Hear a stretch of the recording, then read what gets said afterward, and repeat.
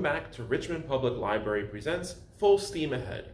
I'm Mr. Lewis from the Ginter Park Library, and today we're going to be doing some color experiments using food coloring and Skittles. Should be a lot of fun. Let's get started. So for our first color experiment, we're going to make fireworks in a jar. So what we need is a clear container of water, all right? The more water, the better. Also, the taller, the better, so you can see it last a little bit longer.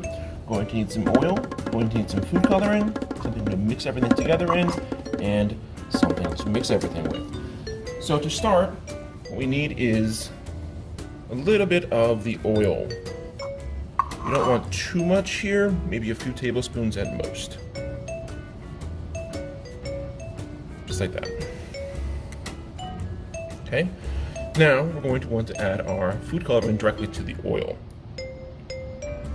Now, I have found that the darker colors tend to overwhelm the brighter colors, so I'm going to add 1 drop of blue, 1 drop of green,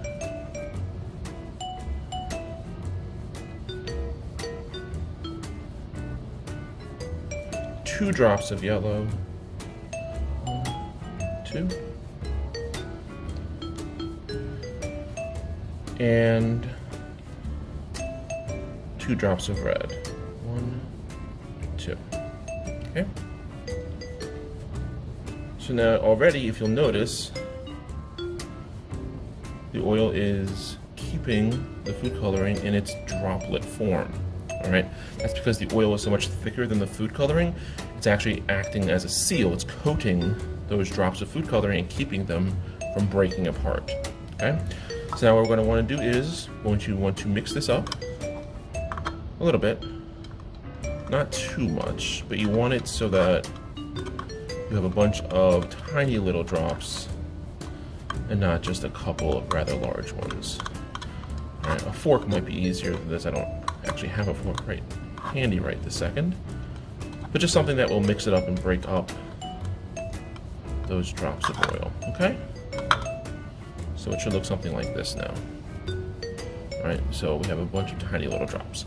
All right, now it's time to add it to the water and watch the fireworks. So when you add it in, don't add it in too fast, but you also don't want to go super slow, because if you do that, all the colors kind of group together and just form one big blob. You're also going to want to spread it around the jar as much as possible so it's evenly dispersed. So here we go. So pour the oil. Notice how all the oil is climbing to the surface. That's important. So here we go. Okay. So watch what happens.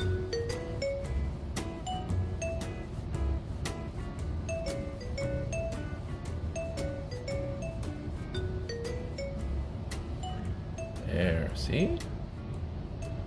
Isn't that cool? So what's happening is the oil floats to the surface of the water, and in so doing, it actually separates from the food coloring, which wants to sink to the bottom of the water. All right, and as it does so, as the food coloring leaves the oily kind of protection it had originally, it's hitting that water and it's dispersing. So you actually have a time-delayed release of the food coloring. Now, of course, the longer you go, the murkier it's going to get, because all those colors are mixing together and becoming darker and everything. But for that brief moment, when they first start dropping, it's amazingly colorful. And that's just like fireworks, right? It's colorful, it's very beautiful, but it only lasts a couple seconds. All right. So for our second colorful science experiment, we're going to be needing some plates, some Skittles, and some water. All right, what we're going to want to do is arrange the Skittles around the edges, or really however you want. I have 2 different patterns here, and both of them will work to show us what we're going to be doing. Next, you're going to need some water. All right, it doesn't really matter the temperature, but you don't want it to be actually hot, but lukewarm room temperature is fine. Okay. Now here's what we're going to do. Is going to very gently pour water into these plates. Okay, you want to be able to touch the Skittles, but not necessarily cover them. You want to pour it slowly, because if you pour it too quickly, it might dislodge the actual Skittles.